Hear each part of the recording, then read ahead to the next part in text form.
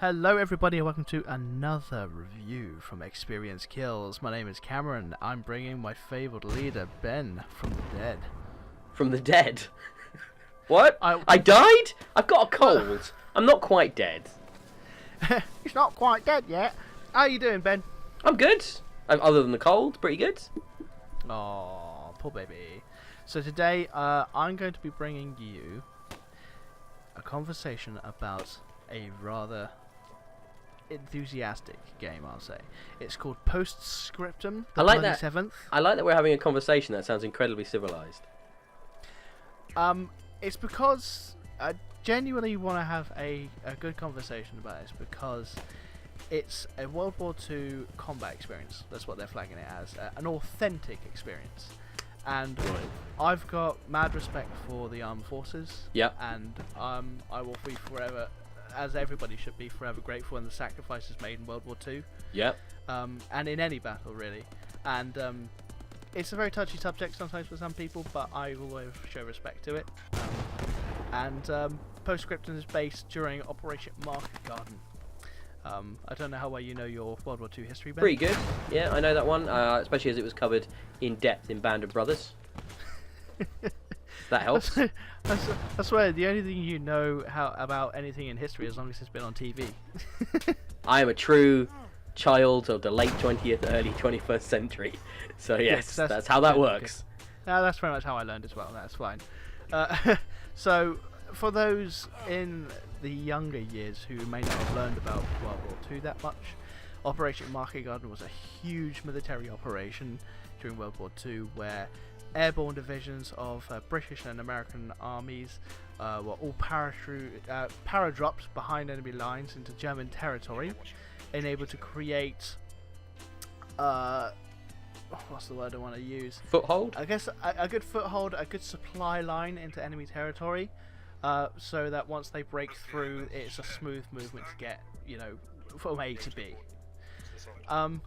It was, I don't want to say failed because we still won. It didn't go smoothly though. It was not. It was a lot of lives were lost during Operation Market Garden. And the actual title of the game, the Bloody Seventh, was actually in reference to a specific day, which was Saturday the 23rd of September, in called the Battle of Arnhem. And it was a very specific bridge that they were trying to hold, where they were grossly outnumbered by, Allied forces were grossly outnumbered by German forces. It was a horrific battle, and so many people were lost. We managed to finally get everyone, they either got out of there, they either got resupplied, and it was a horrific time. It's a very famous battle. A lot of films were actually dedicated to it at the time. A Bridge Too Far was actually based on this specific location. For those film buffs out there, you'll know what I'm talking about. Can I ask you a question? Ask away. Why is it called the Bloody Seventh if it was September the 23rd? Because it was day 7 of Operation Market Garden. Ah, okay. Yeah. Well, you didn't say that. I was a bit confused. I am sorry. I was like, where does 7 play into September the 23rd? I just couldn't work it out. You thought it was September the 7th. Okay, yeah, I'm sorry. Yeah, so yes, it was on the 7th day of Operation Market Garden. Right. And so Postscriptum is set in this general, this area, so the 7th day, defending the bridge. Their goal is to aim for the whole game versus, obviously, German forces versus Allied forces, with different factions that you can play as, being the American Airborne or the British troops. And I've got to say, their levels of authenticity have actually been really enthusiastic. That's why I said quite enthusiastic. Because a lot of things are true to life. So their uniforms, the actual scale of the actual the map, and the way it's all been recreated, weapons, vehicles, quite famous buildings in Arnhem, are all kind of like 3D scanned for the uniforms, so you get all the patterns done correctly, and like they've gone through a lot of archives and everything to make everything as authentic as they can. And it's been it's really nice to see. something being so faithfully done. What kind of game is this? It is a huge multiplayer PvP World War II game. They're boasting 40 versus 40 people. They're aiming for 50 versus 50. Now, while the kind of graphics isn't like as high powered, should we say, as like Battlefield 1, you know, or that sort of most recent gameplay. It's the authenticity that I've really picked up on, that I've really appreciated. So like one-hit kills and stuff like that? Very close too. You'll need like med packs to survive and medics, rather than kind of just shake it off. There's in a lot of the gameplay that I managed to have a go on, I never really found a huge close quarters gameplay. As with all guns, obviously they've got, you know, various ranges from the 100 up to, you know, 1,000 feet for a sniper rifle. There was just very little areas that were so close combat, like in the streets where everyone has a submachine gun and just turns around and blats the next person around the corner. It is very tactical. Everyone in a specific squad, there's a whole field commander on the top of the food chain who can give out orders and everything as well, if everyone wants to actually listen to them, anyway. It's more going down the kind of armor route rather than, say, like you mentioned, battlefield route. Yeah, I'd say that. Not necessarily in like the loadout and the kit sort of style of armor, but definitely it's a lot more tactical, a lot more realistic. Right. Okay. Yeah. Are there different classes? You have to get into the game relatively early to get a class you want. Is the only thing I found. If you don't manage to choose like a heavy gunner or a medic, you will be stuck with the very generic soldier-based, equipment with the very basic bolt-action rifle sort of thing. Interesting. So I mean, so each game there's like a limit to the amount of players that can be a heavy or be a medic, trying to be realistic in that regard, I take it. Yeah, because like I said, there's so many squads per level as well. Obviously, each squad will have a designated heavy machine gunner or a medic. So each, not everyone can get what they want, but I still had quite a bit of fun enjoying it. It's a strange. I mean, not strange. I understand that they're striving for realism there, but I mean, restricting player choice like that is a bold move. I think it's fair to say, because who doesn't want to be the heavy machine gunner, I guess? But the problem is, if the person that becomes the heavy machine gunner is A, not playing it properly, or B, an idiot, that class is going to be then wasted completely in your squad. Yeah, if there's going to be one person who's not laying down covering fire with a heavy machine gun because he's trying to sprint through a bush or a muddy pile or something, he's just not going to... he can't play like that in this sort of game. There's other bits as well, like you can actually work out logistics and supplies as well to kind of fortify your positions. Wow. So once you've... once there are once there are vehicles in the game as well, you can actually kind of drive supply trucks up to the front lines. If guys are still alive and at the forefront of positions of attacking enemy strongholds, it's similar to kind of like Conquest on Battlefield or Battlefront. So there are key positions you have to keep taking from each other. So if there are guys up front and they're running low on ammo, if someone can get a supply truck through those lines, though, they can then rearm, resupply, and then push even further. Same as like field guns as well, so you can start towing field guns as in heavy duty weapons that can take down things like tanks, like heavy anti-armor guns. So there are vehicles, there's vehicle combat in this. There are some in there. I think I'm quite lucky to say I didn't manage to come across any tanks. I managed to drive one in our team, but I never came across one in vehicle combat, because the size and scale of the map is incredible. It is so huge. I think like I read somewhere that they totaled nearly 100 square kilometers of like playable area. I think that's through various maps. Right. Okay. So having 100 square kilometers, I don't think anyone will ever see each other. No. No, of course not. Especially as it's only 50 on 50. I mean, obviously in reality there were a lot more troops than that in those areas. So absolutely. There's so many people died in this area. It was ridiculous. It was a bloodbath. Yeah, I mean, it was awful. Yeah, absolutely. The buildings that got demolished as well was breathtaking as well. The bridge itself is, I mean, like the environment itself isn't like fully destructible or anything, you know. So like the bridge isn't going to come down anytime soon. But like, it's not like like penetrable walls with like bullets or anything like that, you know. So it's not easy to take a town, you know. Yeah, I mean, the question I wanted to ask you is, you know, the developers have made a big hoo-ha about realism. But it's so tricky because you have to balance realism against gameplay, and I just wonder, I mean, if you were really realistic about, you know, combat like this, you're going to get, if you get shot once in the leg, you're no longer mobile, right? If you get shot once in an arm, you're not using that arm.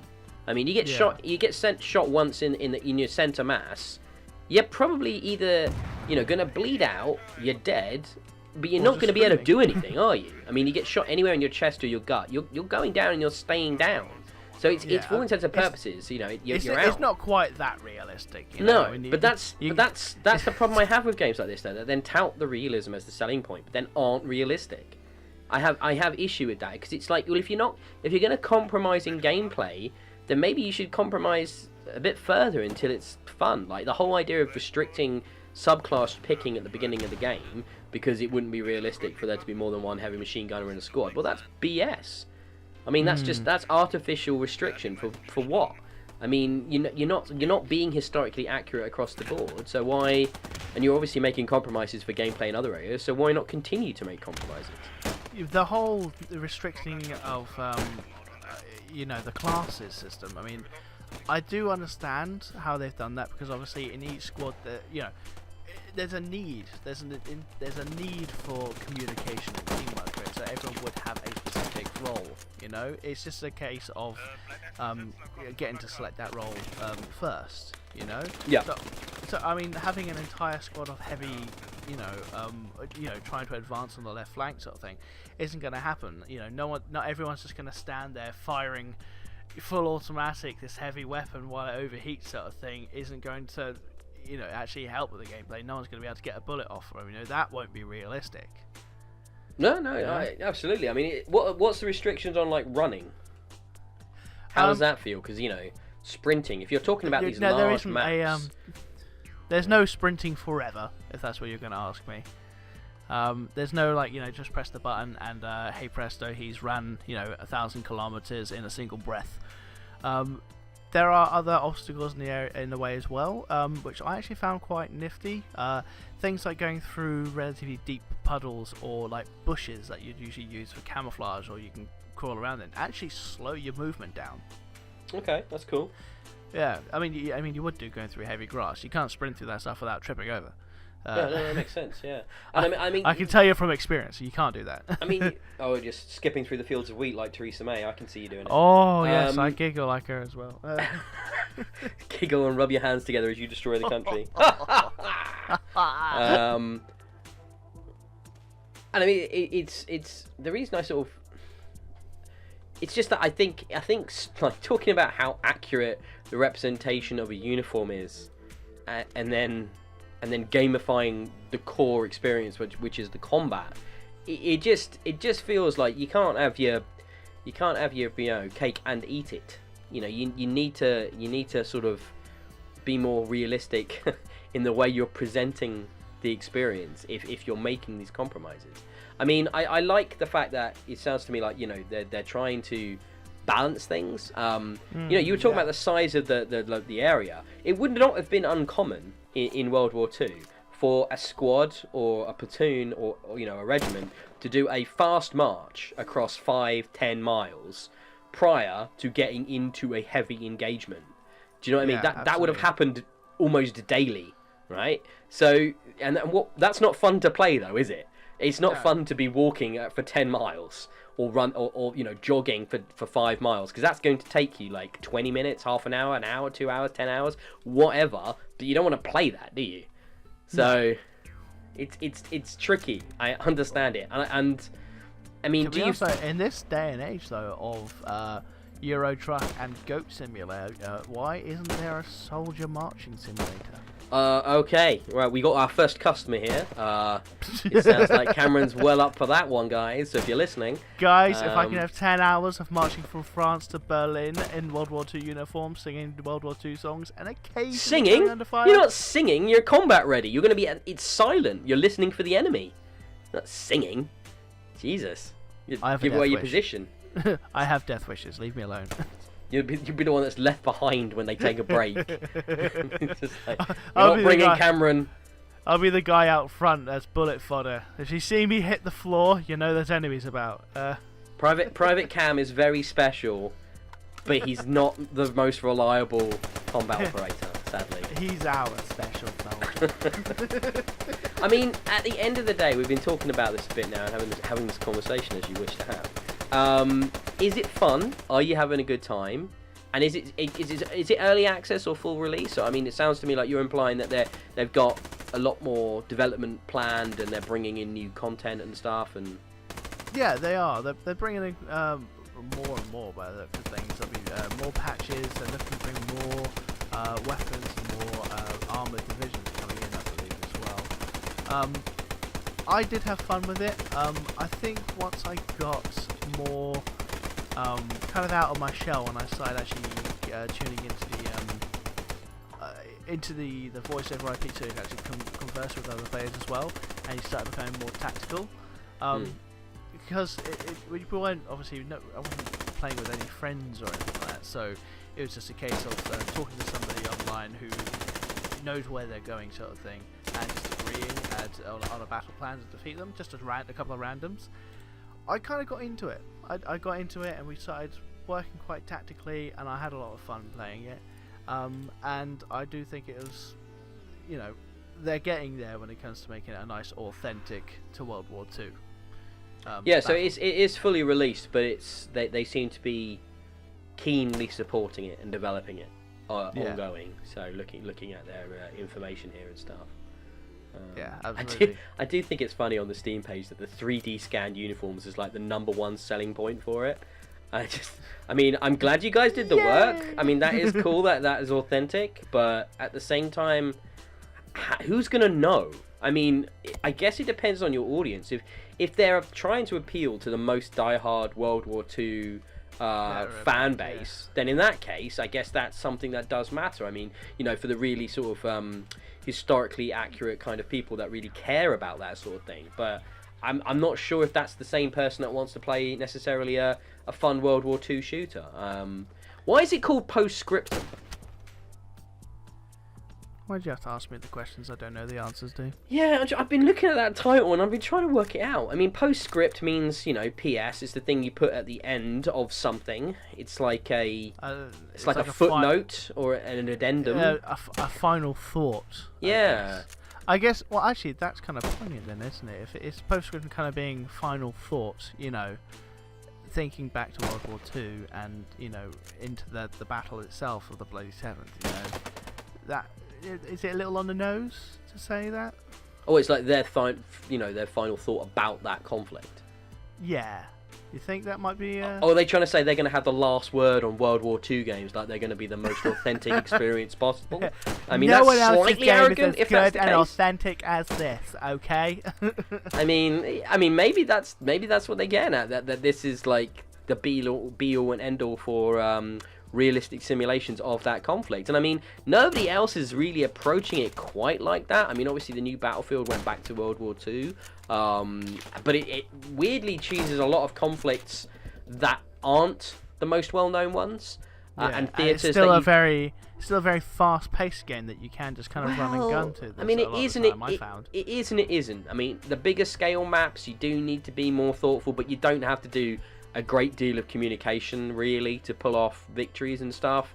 I like the idea that this is forcing you or encouraging you to work closely with people on your team. That does remind me a lot of Arma and games like that. And it's trying to maybe be that kind of game, for World War II in that simulation space. Maybe. That's cool, man. That's cool. It sounds interesting. I might check it out myself. Yeah. Yeah, absolutely. So yeah, that's my postscriptum on that one. Your PS on the That's PS. my PS on the PS. So yeah, thanks everybody for tuning into another game.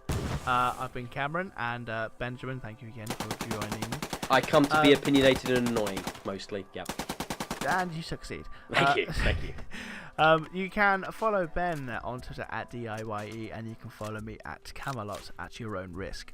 You can also follow us at Experience Kills, and you can see us all on YouTube and Spotify, and I keep forgetting the other ones, Ben. iTunes, and we also Thank have you. a basic RSS feed as well if you just want to listen in instead of watching these videos, which is a perfectly valid way, because to be honest, it's all about what we're talking about. You don't need to see the pretty pictures. Yes, and if you liked all this stuff and you did like some of the content we're bringing you as well on YouTube, do give us a subscribe. We'd appreciate the clicks. We don't send all the adverts up or anything like that. It's just nice to have a click. No Patreons to promote, nothing like that. Oh, well, to be honest, I've got a kid and a puppy now, so any extra money I can get. So you want a Patreon, is what you're saying? I'm going to start understand, Patreon, okay. yeah. If Yeah. you guys subscribe, I will send you pictures of a cute baby and a puppy. Possibly the puppy eating the baby? I mean, that could be interesting. Depends how much money they give you. Okay. Yeah, I mean, it's either the puppy or the baby for the next 18 years. Maybe I should stick them in like a Mortal Kombat arena and see what happens. Oh, yes. Thanks everyone for joining us. And again, if there are any chaps out there who are subscribed and watching our content who is actually in the armed forces, I want to say thank you very much for your service. Yeah, damn right. Yeah, well said. Nice. Good stuff. Have a great day, guys. See you later. Bye bye.